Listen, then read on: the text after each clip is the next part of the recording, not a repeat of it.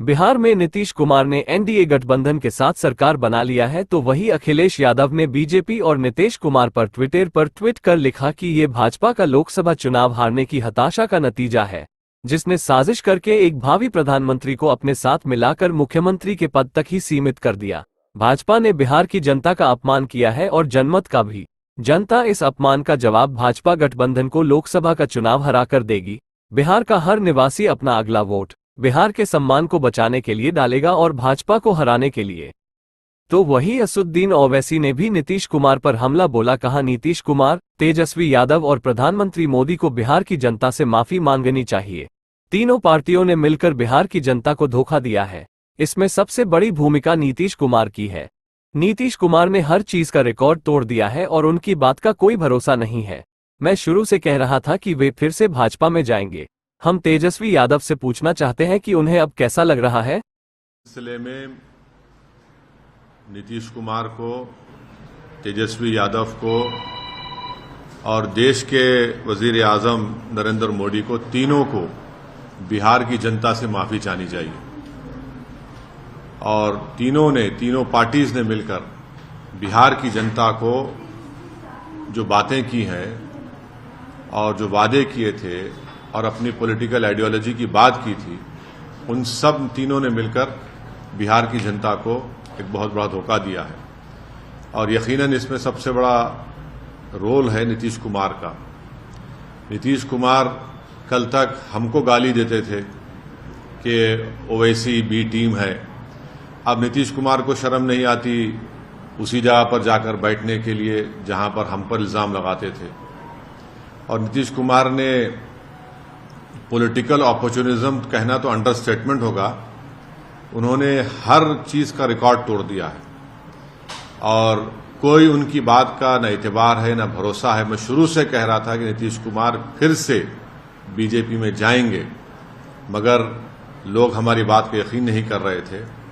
अब हम तेजस्वी यादव से पूछना चाह रहे हैं कि बताओ कैसा लग रहा है आपको। अभी आपने हमारे 4 एमएलएस को तोड़ा था, अब आपको कुछ दर्द हो रहा है सीने में, तकलीफ हो रही है आपको अपने भेजे में।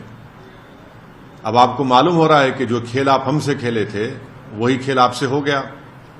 और तेजस्वी यादव और उनकी पार्टी धोखा दी है। 2 मर्तबा नीतीश कुमार को उन्होंने मुख्यमंत्री बनाया। बताइए अब क्या हासिल हुआ आपने? बीजेपी को आपने सत्ता दे दी। नीतीश कुमार तो सिर्फ अभी तो नाम के मुख्यमंत्री रहेंगे, हुकूमत चलेगी बिहार में आरएसएस की और नरेंद्र मोदी की। हम तो यही चीज को रोकना चाह रहे थे। एमआईएम पार्टी इसी को रोक रही थी। और जब हमारे सीमांचल की जनता ने एमआईएम के 5 विधायक को कामयाब किया, तो हमने तो जब उनके स्पीकर के इलेक्शन में तायद की थी गठबंधन के। मगर तेजस्वी यादव को और उनके परिवार को ऐसा लगता है कि बिहार की जनता एक तरफ और उनके परिवार से कोई भी मुख्यमंत्री बन जाए। नीतीश कुमार को लगता है कि मैं जब तक जिंदा रहूं मुख्यमंत्री रहूं, और बीजेपी को लगता है कि भाई हर चीज हमको मिल जाए, चाहे कुछ भी हो, किस तरीके से हो जाए। देश के प्रधानमंत्री का भाषण मुझे याद आ रहा है, जब नीतीश कुमार ने वो ऑब्जेक्शनेबल बातें कही थी महिलाओं के बारे में। देश के प्रधानमंत्री ने कहा था क्या गंदगी फैला रहे हैं, और देश के प्रधानमंत्री ने महिलाओं से वादा किया था कि मैं आपको इन लोगों से बचाऊंगा। अब देश के प्रधानमंत्री खुद नीतीश कुमार को बाजू बिठाकर चाय पिला रहे हैं। तो इसका टोटल ये है कि बिहार की जनता का एक बहुत बड़ा नुकसान और धोखा उनको दिया जा रहा है। बिहार में डेवलपमेंट रुक चुका है, अफसरशाही बढ़ चुकी है, और हम तो शुरू से सीमांचल की लड़ाई लड़ते आए, लड़ते रहेंगे। और इससे जनता को फिर से मालूम हो गया कि एमआईएम और ओवैसी जो बात कह रहा था कि सेकुलरिज्म, पॉलिटिकल सेकुलरिज्म सिर्फ इस्तेमाल किया जाता है भारत के मुसलमानों को धोखा देने के लिए, और अब की बार फिर से धोखा दिया गया है बिहार के मुसलमानों को सिर्फ सत्ता में आकर बैठने के लिए।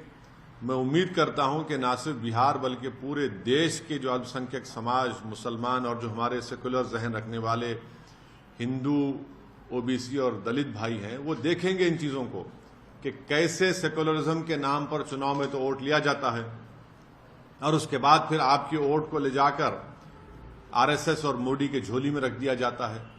तो उम्मीद करते हैं कि वो इससे एक इसका नोट लेंगे और उन पार्टीज का साथ देंगे जो आपकी पॉलिटिकल लीडरशिप को डेवलप करना चाहती है।